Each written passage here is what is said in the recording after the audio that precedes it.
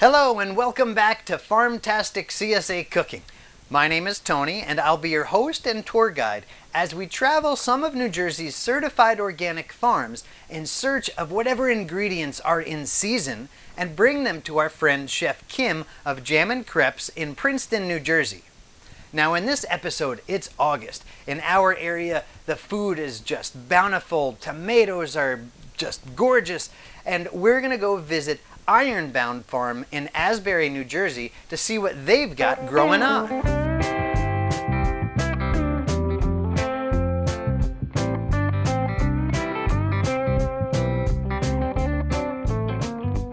Hi, my name is Alex Giuseppe. I'm the farm manager here at Ironbound Farm in Asbury, New Jersey in Hunterdon County, and this is my wife, Lauren. Hi, I'm Lauren. I'm the CSA coordinator and farm market manager here at Ironbound. So here at Ironbound, we're a diversified operation. We raise crops on about 40 acres. Within that, 12 acres is dedicated to seasonal year-round produce production. About 20 acres of that is designated towards apple production for hard cider that we make here, and the remaining land is for livestock. We have a pretty interesting CSA program that we have going on here because we focus on seasonality and year-round production. On our farm, we have several greenhouses, high tunnels and low tunnels that are all used for season extension. So at any point in the year, we have about 20 to 25 different crops that we're harvesting on a 365-day basis. Our CSA in the past has generally just been vegetables included in our CSA, but this year we're experimenting with a winter share that'll include eggs and meat as well, which we're very excited about.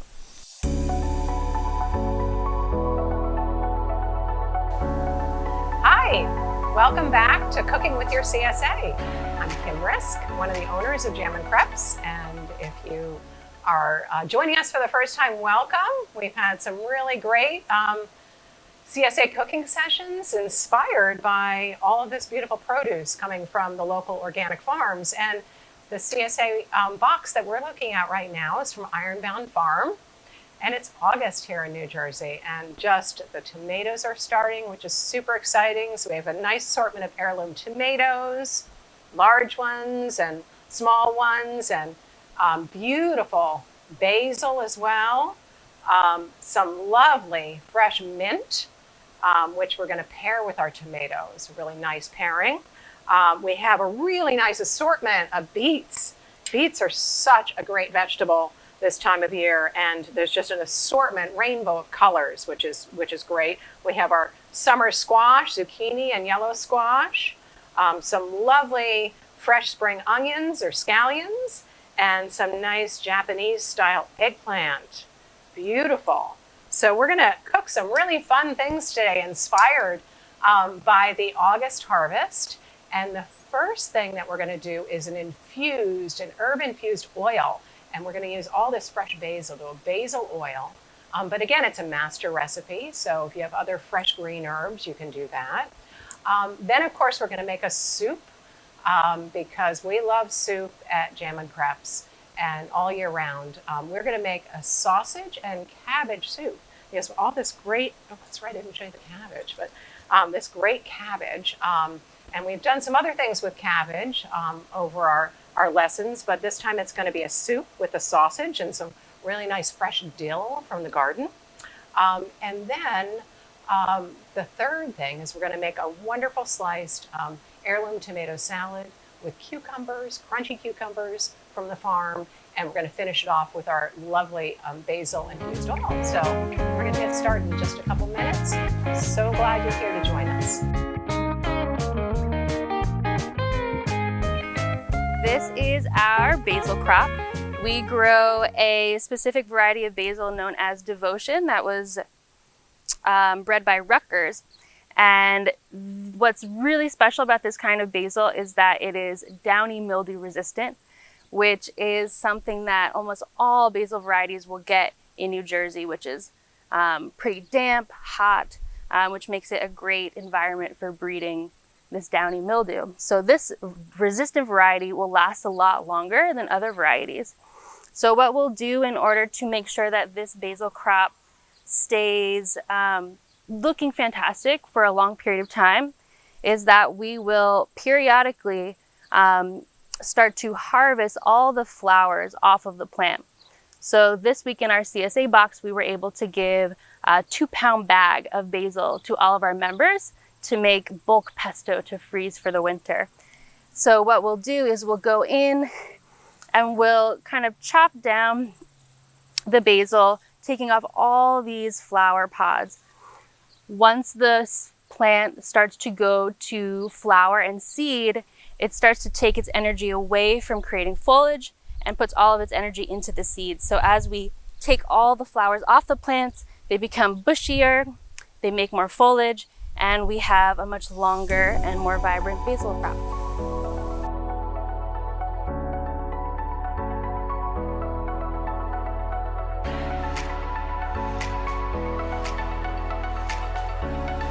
Okay, great. So we're going to start by making this wonderful, fresh, basil-infused olive oil. And what you want to do is use a lighter flavored olive oil, not a heavy kind of extra virgin olive oil that has lots of olive flavor. You want something lighter because we really want to emphasize the flavor of the fresh basil. Now, keep in mind that if you don't have lots of fresh basil and you have rosemary or thyme, you can use this recipe as well. For the fresh basil, the ratio is 2-to-1. So we have 2 cups of olive oil and 4 cups of fresh packed basil leaves. I just love the aroma of basil, and it goes so nicely with tomatoes, of course. And so this oil, you'll see, and it's so easy, right? We're going to pack all of this fresh basil into the blender with the oil. And we'll get some in, we'll start blending it down, and then we'll be able to add some more, okay? And then it's a really simple heat infusion. Okay, we'll blend this up. Okay, now I've got space to add some more basil. Okay. If you like, you can do a combination of basil and mint. Are very complementary together, so you could do that as well. Of course, I love pesto, and I love to make pesto, but I'm sure you've all done that before. So we thought this is like a finishing oil, you'll see, when we have it all done. Got a good blender. There we go. Okay. There we go. Doesn't take long. Got that nice suction on the blender. I'm going to put it right into a saucepan.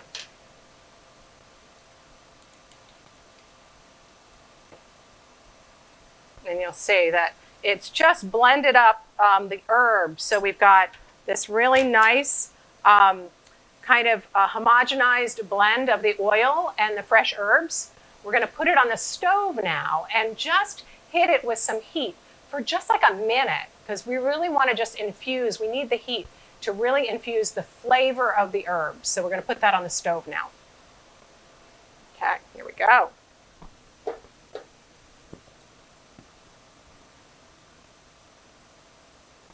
Okay. You are going to love this when it's done, and it's so quick to make. It's just great to drizzle on fresh tomatoes. Of course, if we talked about mashed potatoes with the basil oil, amazing. Pasta with fresh tomatoes. There's so many ways. Grilled fish, some nice grilled scallops or something on the grill, some local fish, seafood, shrimp, a delicious finishing oil, and it's pretty too. Okay, so we're going to get that up to a simmer, and then we are just going to let it stay there just for like a minute. We don't want to cook it. That's not the idea. If we get too much heat on it, we're going to lose the nice fresh flavor. I love it just pure with the basil like this, but if you wanted a little more kick, you could add some sliced garlic in here. So you get the garlic infusion, and or some hot pepper flakes if you wanted a little heat to it as well. But I like the pure flavor. So we've got a little simmer going on here. And I'm going to give it really just 45 seconds to a minute. We're going to pull it right off then, and we're going to put it, if you, a really nice fine mesh sieve you want to use. Okay, we're going to take it off.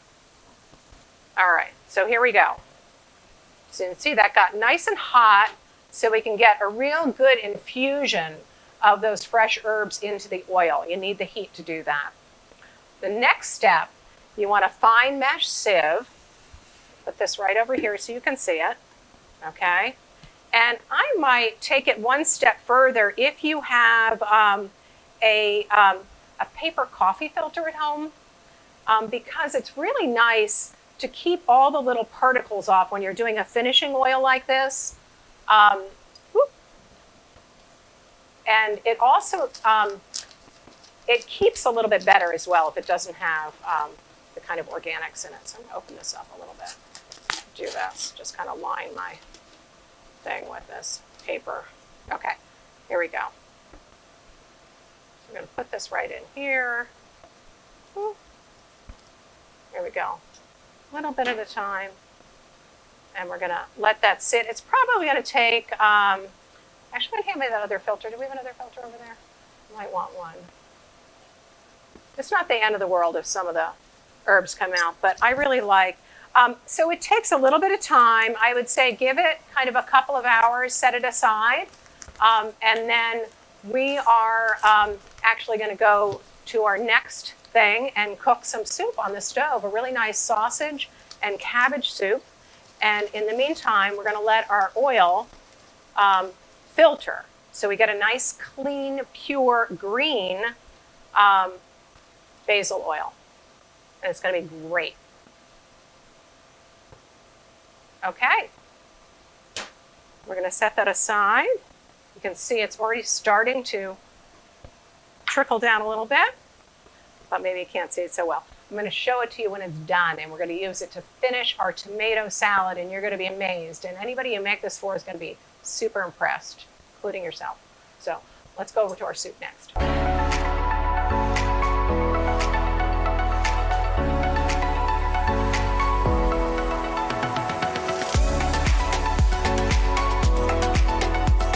Are we ready? We're gonna make a really super delicious sausage and cabbage soup. And what I love about this soup is that it has all kinds of great summer produce in it. You know, this time of year we have, you know, lots of celery and carrots and onions coming at us. And of course the cabbage is the star, as well as the fresh dill, which is pretty plentiful, you know, on the farms and in your gardens this time of year. So sausage, we get some really nice pork sausage from a local farm. One of the flavors traditionally in pork sausage is fennel. And that is really nice. So if you're the sausage you're getting, and you can, to use this for this recipe, you can use a bulk ground pork sausage. You could use a turkey sausage as well if you wanted to. So if you don't want to eat pork, that's fine. Sometimes it'll have fennel in it. That's pretty traditional for an Italian pork sausage. We use a sweet variety, not a hot variety for it. But if you don't have fennel in it, then add some toasted fennel seeds into your soup when you're sauteing your ingredients, okay? So that's a little trick. So I'm just going to, with most of our prep done for the soup, but of course we have this gorgeous cabbage from Ironbound Farm. It's just great, and it's gonna be so delicious in this soup. So I'm just gonna chop up some of this, and I have got our soup pot on the stove, and we're going to, I've already browned the pork sausage, so you'll see. And that's the first step in making this soup, is browning the sausage and getting some really nice caramelization in the pan. And then we're gonna saute all these lovely vegetables, our carrots and celery and onions and cabbage, in the fat from the pork.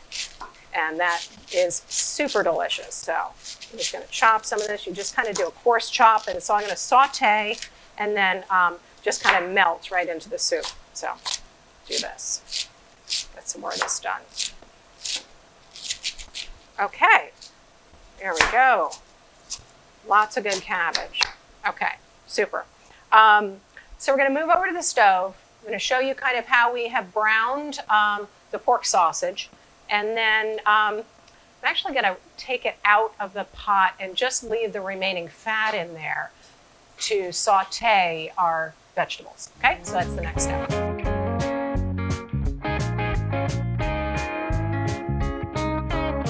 So this is our eggplant field. This year we're growing 7 different varieties of eggplant. We have 2 different Italian eggplant varieties and 2 Asian varieties, and then also fairy tale eggplant.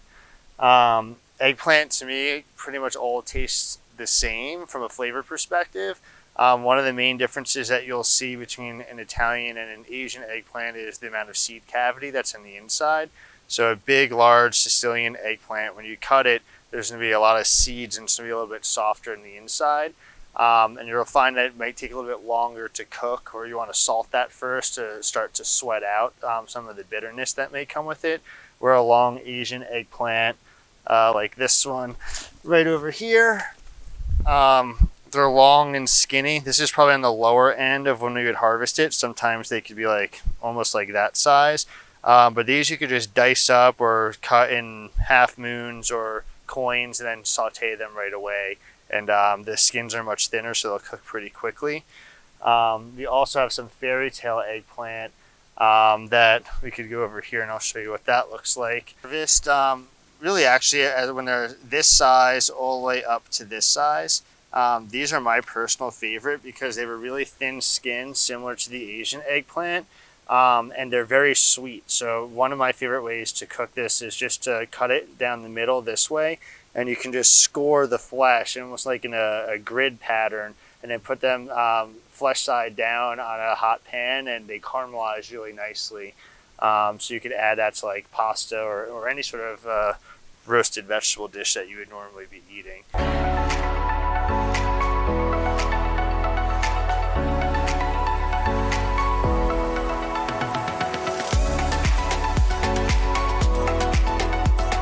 Okay, so we're over at the stove, browned our sausage, left a nice some fat in there so to cook our veggies.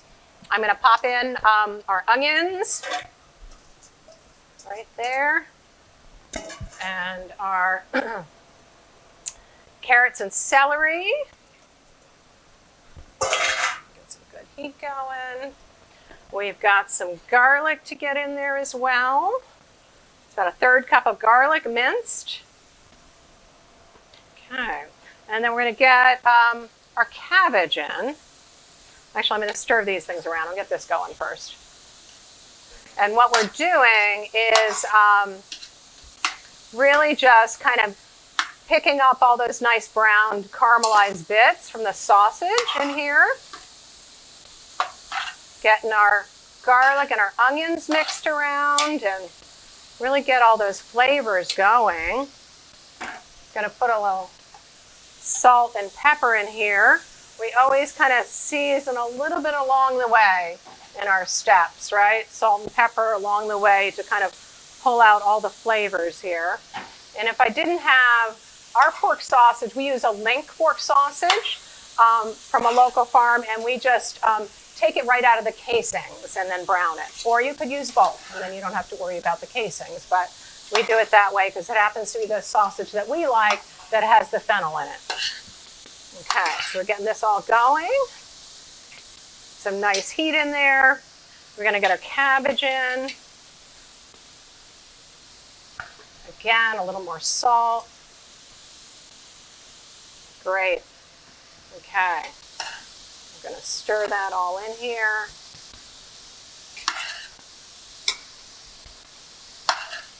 Get that going. Okay, I'm going to let the heat kind of get going here.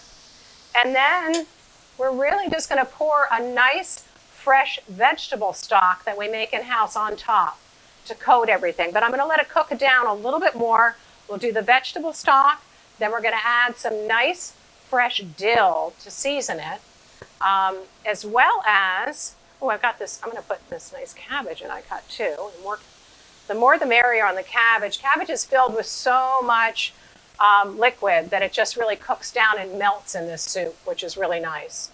And I'm also going to season it with, coming out of the farms right now, there's some really nice cutting celery, which is beautiful. And it looks like, you know, gigantic parsley or something. But it has so much aromatic flavor. I think we used this in a dressing, one of our previous segments. We used it in a buttermilk ranch dressing. But when you, the smell of this, and we're going to finish the soup because the aromatics in the fresh herbs like the dill and the cutting celery are really nice to finish a soup like this because it's just, you know, you don't want to cook it too much. You want to have that nice fresh flavor. So we'll use those as finishing. I'm going to go over here and see what's going on with our veggies. Cook it down a little more.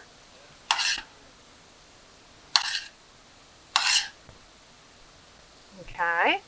And then we're going to pour our stock on top, put our sausage right back in, let it cook for about 20 to 30 minutes, and then finish it off with our fresh herbs. So we can kind of come back to that in a few minutes after we get it going, all right?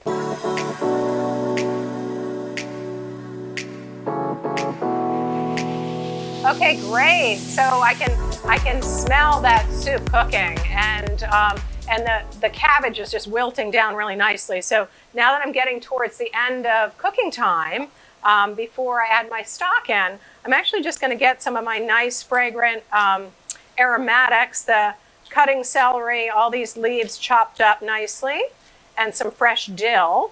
We're going to put the stock in, and then we're going to finish it off with these fresh herbs. Okay, so we've got our dill. And I just love, just the flavor of fresh dill in a soup like this with the cabbage is amazing. I love fresh dill in a chicken soup too. There's nothing that makes a chicken soup more delicious than, I think, than finishing off with fresh dill at the end. So here we go. Got lots of nice fresh dill. And, oh, wow, I can smell that. Oh, you could do a dill infused oil too. That might be really nice if you have a lot of dill and you like that. Use the same recipe we did, for the basil. Could be really good. So, okay, so there are our aromatics that we're going to put in at the end, right? Because we don't want to cook them too much. We want them as finishing.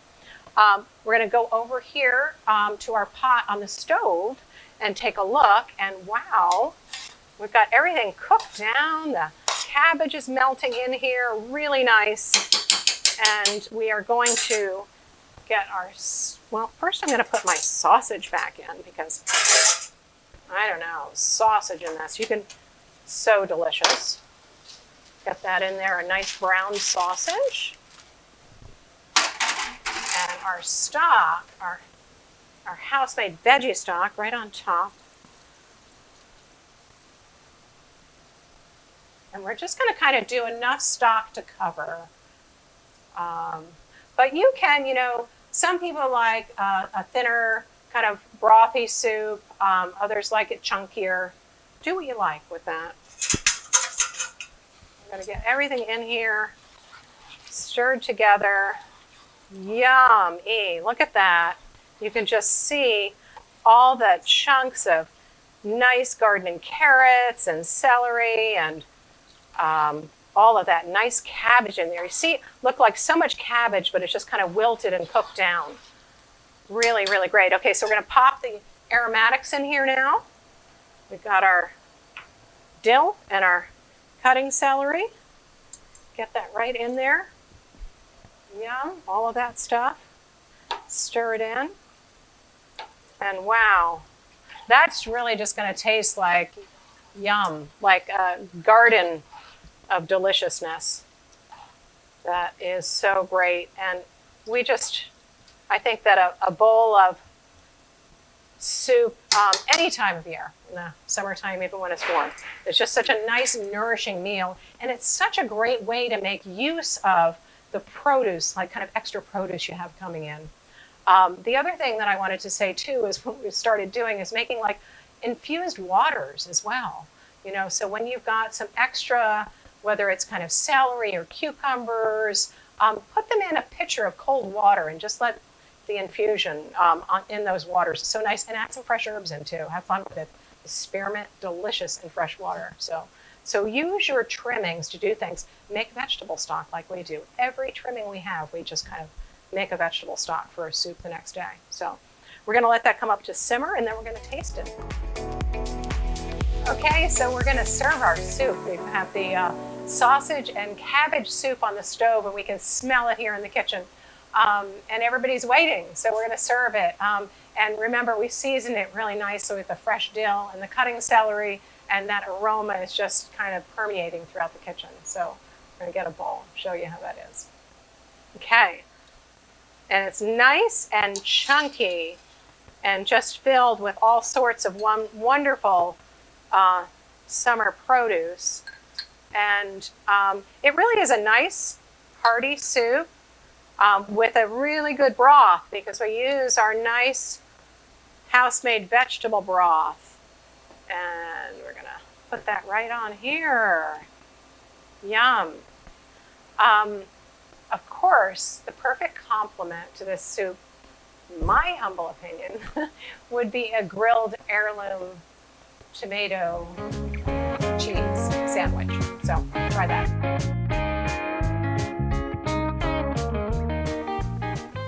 So this is one of our high tunnels. So as you can see, we're in a pretty large greenhouse. Every summer in one of these tunnels, we raise tomatoes and sometimes peppers and eggplant and cucumbers as well. And this one right now are all of our heirloom saladette and slicing tomatoes. So as you can see, the way that we raise these is vertically on a vine to maximize the amount of space and airflow that the plant gets. So these tomatoes will start in our propagation greenhouse by seed in late January, and then by the middle to the end of March, they get planted out here.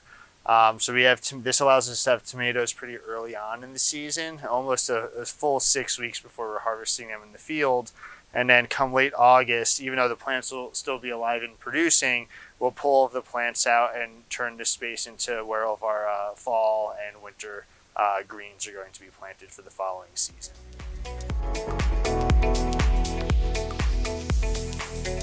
This is super exciting because we're going to make a really, really nice heirloom tomato and cucumber salad, and we're going to be able to finish it then with our basil infused oil. And the one thing that I love that we're going to highlight as well is this fresh spearmint, which this is really nice mint coming from Ironbound Farm. There's a lot of different mints out there. And I'm sure that this is a pure strain of spearmint, which I think has the most punch to it. Is really nice. So we've got some nice fresh cucumbers. I really don't worry so much about taking the seeds out. You can, if they bother you, just use a melon baller and kind of scrape them right out. I like to eat the seeds, nice crunchy. I don't like to waste them, so there's nothing wrong with them. Sometimes you get, really big overgrown cucumbers. You might have too many, but so we've got some cucumbers we're going to put on here with our beautiful heirloom tomatoes. So let's grab one of these tomatoes, and always use a serrated knife, particularly with the heirloom tomatoes that can be really very tender, and that's why they're so delicious too. But if you don't use a really nice sharp knife, or a serrated knife preferably, you're going to squish your tomatoes. So we're going to do some slices. We'll get a few different colors going. That's what's so lovely about the heirloom tomatoes this time of year. There can be lots of different color variety. We've got a nice golden one here too. So we're going to slice some of that. Ooh, this is so, I don't know if this is a pineapple one. There's all kinds of different names, and I have a hard time keeping up with all of them, but all I know is that they are delicious, and this is the time of year to really be enjoying them. So we're going to do this. We're going to plate this up with some of these nice slices like this, and a few red ones too. Yum. There's purple ones and green ones, and I'm sure you see them in the farmer's market when you go. So many different beautiful colors out there. But you know what? We're going to put some of these nice little guys on here too. These are, this is a little green one, more of a globe style heirloom tomato. We'll just kind of get those sliced up a little bit like this and get them in here on our plate too. Lovely. Good. Some green and some gold and some red. And then we're going to put some cucumbers on here because I love the crunch. You know, the heirloom tomatoes are really soft and lovely in general if they're ripe. And the cucumbers add a nice little crunch to your salad. So get some cucumbers on there. And some fresh spearmint. Mint and basil are in the same kind of family, but they have, you know, really different flavors, but they're also very complementary. So the first thing we're going to do is actually just chop up some of this spearmint. And we don't have to do much. You want it really coarse. And if you'd like to, you can just kind of pluck the leaves. You don't even have to really chop them.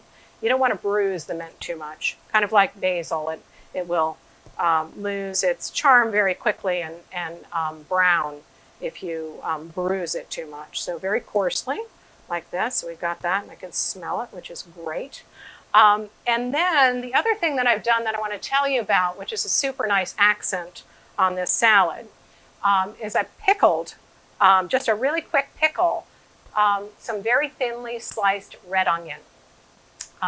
And it's actually barely a pickle because what we did is just sprinkled some white balsamic vinegar on top of the onion. And what it does is it mellows it a little bit, and it takes on a really nice pretty color. And then of course it's going to add a really nice accent of vinegar to our salad. So we're going to sprinkle some of these red onions on top of our plated salad, which I'm actually going to, move right in the middle of our, okay, let me do this, excuse me. Oh, hold on a second, I hear my soup over here. Okay. Turn the soup down a little bit. Okay, so we're going to sprinkle some of our pickled red onions right over top like this. Yum. They add such a really nice pop of flavor. So delicious, and crunch too, because they're still crunchy. And we're going to then some of our spearmint leaves. All right. Okay, and then we're going to finish this with our basil infused oil. So excited about this. I love this oil. And I don't have a little squeeze, so I'm gonna do a little free pour, and it's gonna be fine, and it's gonna be delicious. And you can see the color of that oil, and I'm so happy to kind of spill it around my plate a little bit like this too. Voila. Okay. And that is a really nice summer salad. Lots of color, flavor, tons of produce from the farm. And if you wanted to elevate this even a little bit more, or maybe add some more substance to it, you could add some cheese to that, right? I love cheese with everything. But you know, some fresh mozzarella or burrata, or maybe even some crumbled feta if you want to pop. Another thing that I'm going to share with you that I love especially is halloumi cheese, which is a little bit like, it comes from the Middle East. You can, actually, I think we do have some local farms that might have been working with making halloumi. I haven't found one yet, but somebody's going to be doing it soon because it's pretty popular stuff. But what you do with this white cheese is slice it and pan fry it or grill it. And then you have some nice kind of slices of warm cheese that is super complementary to the tomatoes. So try that. I think you'll find halloumi cheese in most of the specialty sections. And I do think that our farmers are going to be coming out with halloumi soon, kind of one of the local farmstead cheese slices. And I think you'll really enjoy it. Until then, I hope to see you at the farmers market. So happy that you joined us again for Cooking with Your CSA, and just really enjoyed all this beautiful produce from Ironbound Farm. And I hope that you'll be with us in September when we are featuring more tomatoes. Hope to see you then.